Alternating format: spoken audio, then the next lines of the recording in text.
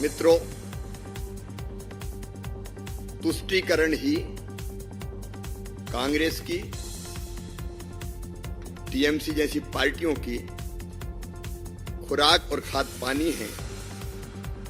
तुष्टीकरण के बिना ये पार्टियां एक दिन भी चल नहीं सकती।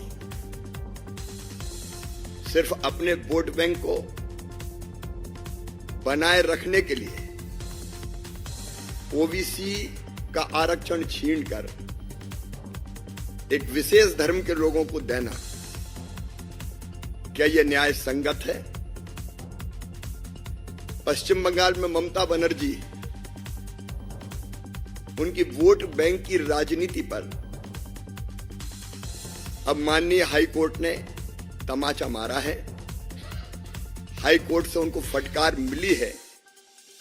कोलकाता हाई कोर्ट ने पश्चिम बंगाल में 2011 में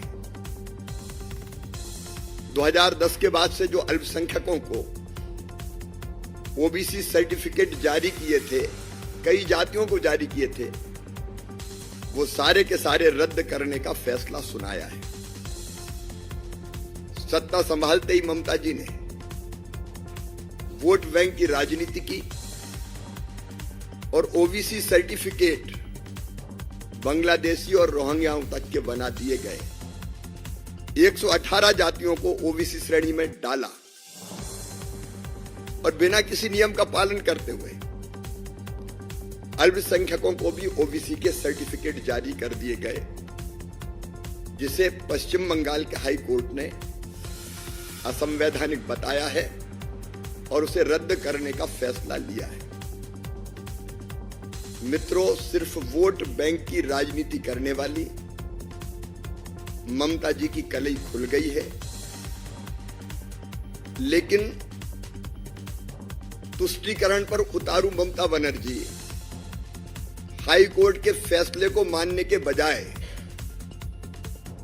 अब वो ये कह रही कि मैं ये फैसला नहीं मानती, ये फैसला लागू नहीं होगा, कि ये संविधान का अपमान नहीं है।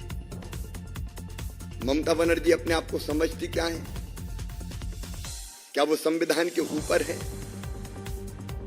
आजादी के बाद आज तक जिम्मेदार पद पर बैठे, संवैधानिक पद पर बैठे हुए किसी व्यक्ति ने कभी ये नहीं कहा कि मैं कोर्ट के फैसले को नहीं मानूंगा।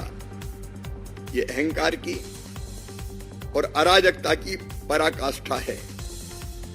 धर्म के आधार पर आरक्षण देने वाले मुख्यमंत्री को एक दिन भी पद पर, क्योंकि धर्म के आधार पर आरक्षण देने की व्यवस्था संविधान में नहीं है, एक दिन भी पद पर रहने का अधिकार नहीं है।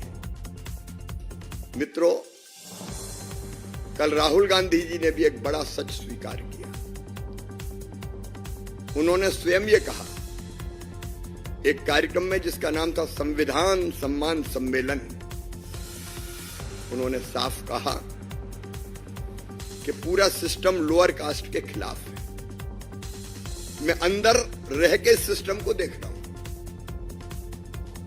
मतलब पंडित जवाहरलाल नेहरू जी ने, इंदिरा जी हो, राजीव जी हो, बाद में मनमोहन सिंह जी, राहुल गांधी जी ने इस सिस्टम को अंदर रहकर देखा है और अब बोल रहे हैं कि पूरा सिस्टम लोअर कास्ट के खिलाफ है। भारतीय जनता पार्टी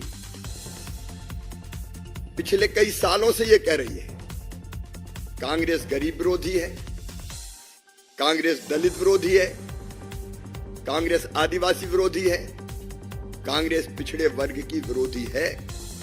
सच आखिर सामने आ ही जाता है और कल राहुल गांधी ने इस सच को स्वीकार किया। कब तक गरीबों के साथ अन्याय करेगी कांग्रेस और पिछड़े वर्गों के खिलाफ? जो कुछ कांग्रेस ने किया है वो किसी से छुपा नहीं है। 40 साल तक ओबीसी कमीशन को कांग्रेस ने संवैधानिक मान्यता नहीं दी। ये काम अगर किया तो भारत के यशस्वी प्रधानमंत्री श्रीमान नरेंद्र मोदी जी ने किया। कांग्रेस ने तो दलित हो, ओबीसी हो, पिछड़े वर्ग के लोग हों या आदिवासी हो, उनके हक पर हमेशा डाका डालने का काम किया। कांग्रेस शासित राज्यों ने आंध्र प्रदेश और कर्नाटक में भी ओबीसी के हकों पर डाका डालकर अल्पसंख्यकों को आरक्षण देने का पाप किया, अपराध किया। ये कांग्रेस की सरकार थी जिसने अलीगढ़ मुस्लिम यूनिवर्सिटी और जामिया मिलिया इस्लामिया जैसे शिक्षण संस्थानों में भी ओबीसी, दलित और आदिवासियों के आरक्षण को खत्म करने का पाप किया है। बाबा साहब ने तो कांग्रेस का, भारत रत्न डॉक्टर बाबा साहब अंबेडकर जी की मैं बात कर रहा हूं, उन्होंने कांग्रेस का कदम कदम पर विरोध किया था। बाबा साहब चुनाव न जीत जाए, चुनाव जीतने से रोकने के लिए कांग्रेस ने कई बार रोड़े अटकाए। पंडित नेहरू और इंदिरा जी को तो उनके जीवित रहते ही भारत रत्न मिल गया था। बाबा साहब को भारत रत्न तब मिला जब भाजपा के समर्थन से सरकार बनी। कांग्रेस ने बाबा साहब के तैल चित्र को भी संसद में लगने नहीं दिया था। बाबा साहब ने पंजाब की एक रैली में कहा था, पंडित नेहरू ने दलितों, पिछड़ों के लिए कभी कुछ नहीं किया। शुरू से कांग्रेस की मानसिकता ही ऐसी रही है, चाहे रंगनाथ मिश्र कमेटी हो और चाहे सच्चर कमेटी, हर बार दलित, पिछड़े और आदिवासियों का हक छीनने की साजिश रखी गई। कांग्रेस का पूरा कालखंड ऐसे ही पापों से भरा हुआ है और वो पूरा का पूरा सच अब राहुल गांधी ने स्वयं स्वीकार किया है। और आज भी कांग्रेस और इंडी गठबंधन के सारे घटक दल इसी तुष्टीकरण की राजनीति पर चलकर दलितों का, आदिवासियों का और पिछड़ों का हक मारने का काम कर रहे हैं। ममता बनर्जी, जिसने अभी ये कहा कि मैं हाईकोर्ट के फैसले को नहीं मानूंगा, उनके साथ मिलकर इस इंडी गठबंधन में शामिल है। भारतीय जनता पार्टी इस षड्यंत्र को चलने नहीं देगी और देश की जनता भी सच देख रही है। कांग्रेस की और इंडी गठबंधन की तुष्टीकरण की नीति उजागर हो गई है। अब जनता इसका जवाब देगी और भारतीय जनता पार्टी अकेली 370 और एनडीए के साथ 400 सीटें पार करके अपनी सरकार बनाएगी।